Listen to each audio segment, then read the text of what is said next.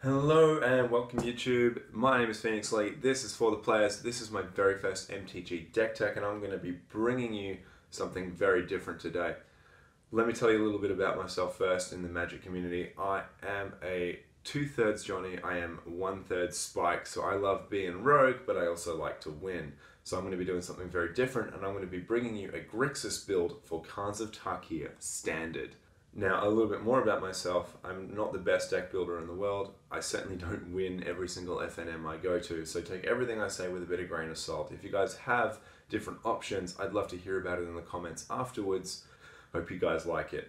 Fetch lands are important here because we don't have any tri-lands for Grixis in this current standard environment.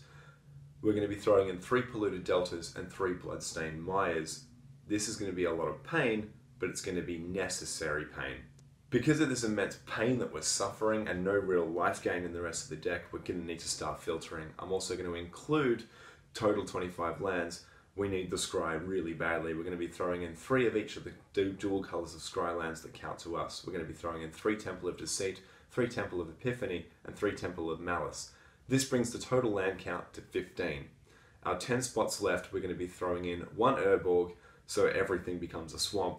We're going to be throwing in 3 swamps, 3 islands and 3 mountains to be able to keep up with some of our mana costs later on. With 35 left to include, let's get to the rest of the deck list. Walkers come in the form of 1 Liliana, 2 Sarkhans and 3 Ashioks. Ashiok, and this is a control deck at heart, keep this in mind, if she comes out early, can completely take over a game in both Hornet Queen lists, Abzan, Reanimator strategies and Jeskai. Late game, she can completely come out and start milling the opponent out. She might come out in control matches, but this is a control deck at heart and needs to be treated as such. Sarkhan is to come out mid to late game and start threatening the opponent's life total and also giving us a good defender. Most people will want to start taking out the planeswalkers rather than attacking a life total. This is what makes him a defender. Liliana is an absolute bomb that is meant to search for what we want rather than discarding cards from the opponent's hand. I find if I start ticking walkers down myself, most people try and avoid them because they know I'm going to destroy them myself. It's not very smart thinking, but I've found that that's what people like to do. The meat and potatoes of this deck, we're going to be throwing in 3 Steam Augury and 3 Dig Through Times to make up this core of the deck. This meat and potatoes can absolutely close out a game at the end of game. You need to have a decent amount of mana open for it, but what we want to be doing is casting a Steam Augury at the end of their turn and then a Dig Through Time at the end of their turn straight afterwards. With enough practice of splitting up the stack with Augury, we can then follow up with a Dig Through Time very easily and straight after that enter our turn with all the card advantage we need. We're digging 12 cards deep here. We're going to be pulling at least 2 of the best and at least 1 to 5 of the other cards that we pull out with Augury. This card advantage, deck filtering that we're going to be having can close out a game on the start of our next turn if we've drawn it right. To get us to this late game point, we need to fill our yard for our digs. We also need to survive that long because, as I said, we're causing ourselves some immense pain here. To get to this stage, 3 Downfalls, 2 Murderous Cuts, 2 Bile Blights, 3 Thoughtseers, and 2 Dissolves. This is going to help us deal with any creatures on the board, any whips that may come out, or any Hornet Queens that may want to be whipped back. As a final 1 to the 60, we throw in a Singleton Keranos God of Storms. Keranos can absolutely close out a game if he's put down and if he's not dealt with.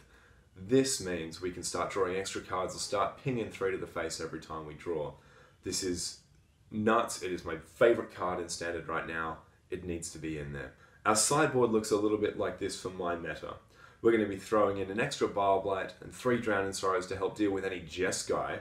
We're also going to be throwing in an extra 2 Dissolve and 2 Negates to deal with any Jeskai shenanigans they might want to throw at us. This will also stop continue the creature hate train against facing anything Hornet Queen and facing anything Green Devotion. 1 Liliana and 2 Pearl Lake Ancients are in there as well for the control matchups. We want to be able to completely go over their head with creatures. Can we not close out the game? Finally, we're going to be throwing in an extra cut, an extra downfall, and 2 Disdainful Strokes to help face against anything Abzan and also to face against anything Hornet Queen. What we want to be doing is using our counters to stop their whip because we have no active other way to remove it otherwise. So save them for that.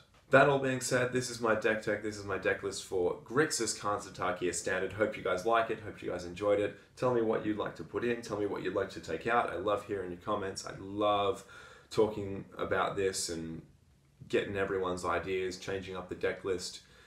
Let me know if you guys want to see more Magic the Gathering content by liking, subscribing, and sharing for me. This was For the Players. I'm signing off.